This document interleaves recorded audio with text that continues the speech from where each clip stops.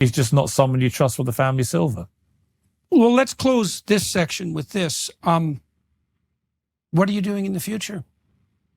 What's your plan, for example, for your online media? Well, what I want to do is platform? is do some of the things you've done, which is one thing I want to do. I've been really struck by, there's a whole new world out there of going on tour, taking your show and what you do and these interviews to a big stage with a big crowd. I want to do that, and I want to do it around the world. I want Uncensored to be a really much bigger brand. I want to have other people under the Uncensored umbrella. I want to start developing it into a proper business. So I think that we've captured something that's reasonably unique in the space and the way we do our debates and stuff. And I want to maximize that and exploit that to build a much bigger business. And I think it's really very possible. There's something about the live space that's might even become more important as the AI revolution continues, because it's going to get harder and harder to discriminate between what's real and what isn't. And one of the things that you do live is live. Well, that's the thing. It is live. And I also think that people are starving for that to some degree because the social media immersement is too abstracted. And the live events really go along. I've seen your stuff, I've watched it online, but I've seen you do massive arenas and things, and it's a crackling energy to it.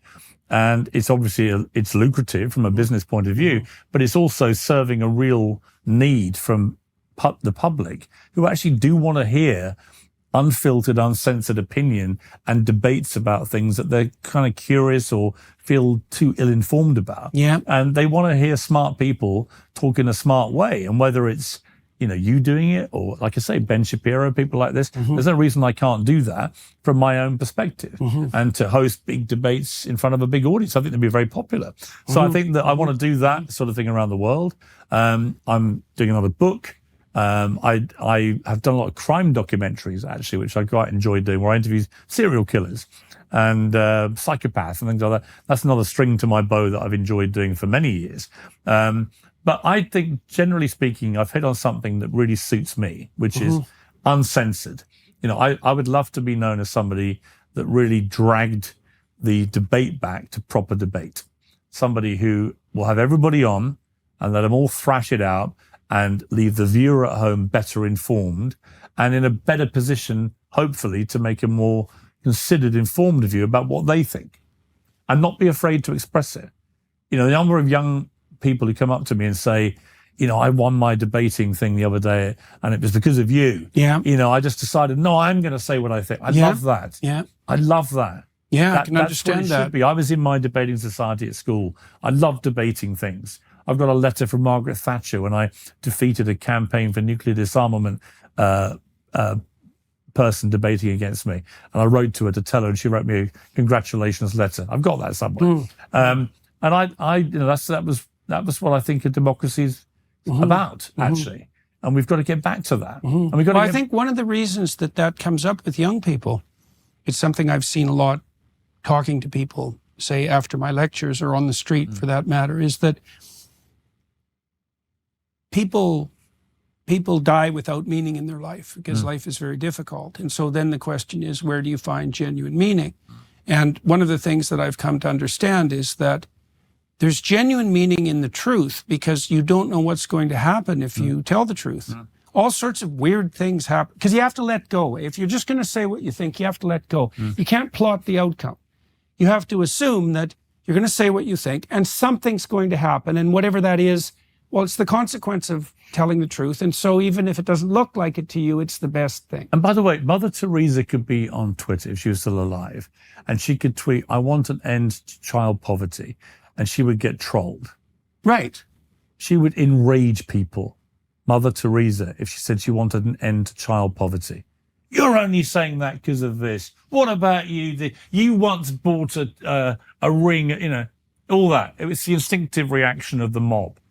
And what you've got to have in this modern era, you've got to have a pretty thick skin. Again, it's one of the things I like about Trump.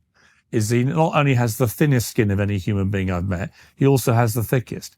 So he reacts to absolutely everything by going to DEFCON 3, but he can soak up even more extreme DEFCONs in a way I've never seen any public figure do. That would break anybody. And he just barrels on through. Yeah. And actually, that's part of existing in life and making the most of it. You know, you've got to it's not good just to survive in life. You've got to thrive. You've got to find your thing that allows you to thrive. The point you're making, at least in part, is that you're going to pay a price for whatever you say. Yeah. And so at least the advantage of saying what you think is, well, first of all, you figure out what you think. Yeah. And second, it's a relief, but it's also, that's also you being expressed. And so the consequences of your speech are, I think the consequences of your truthful speech are indistinguishable from your destiny. Well, and I think your destiny is an adventure. Yeah, and people say to me, what's the, there was a guy started here doing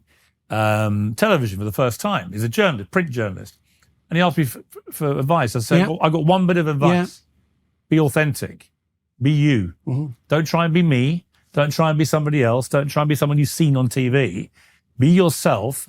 And if you are you, and I know him, he's a charismatic, funny, smart guy. It'll take you a while to get used to the environment of being a television presenter, but you will bring an audience with you because they'll like you. Right. But they'll like you, not because you remind them of somebody else. And I think authenticity, whether it's TV presenting or anything in life, is the single most powerful weapon you have. To thine own self be true, and it follows thou canst be false to any man. To borrow the words of Shakespeare. Well, that's a good place to end this part. So everybody who's watching and listening, I'm going to continue this discussion on the Daily Wire side. And so I think I'll dig a little bit more into, well, issues of truth and free speech, I think is a good topic that we could continue developing. So if you want to join us there, you're obviously more than welcome to do that. Thank you, Piers. It's very good to see you here in London. Always good to see you. Lovely to do this in person. We haven't even talked about your jacket yet, which is absolutely my crazy magnificent. Suit maker. Thank you. Yeah, well, he made this for my tour, and so we who wrestle with God. When I do my tour, I want to talk to your jacket maker. I will introduce you to my suit maker. I'll introduce you. We to could my have suit Arsenal footballers on mine. Well, you can. They're my you can have personal gods. You can have the lining custom made as well. So, all right. Well, thank you very much. It was real good Pleasure. talking to you. Great to see you. Yeah, and so join us on the Daily Wire side, everybody.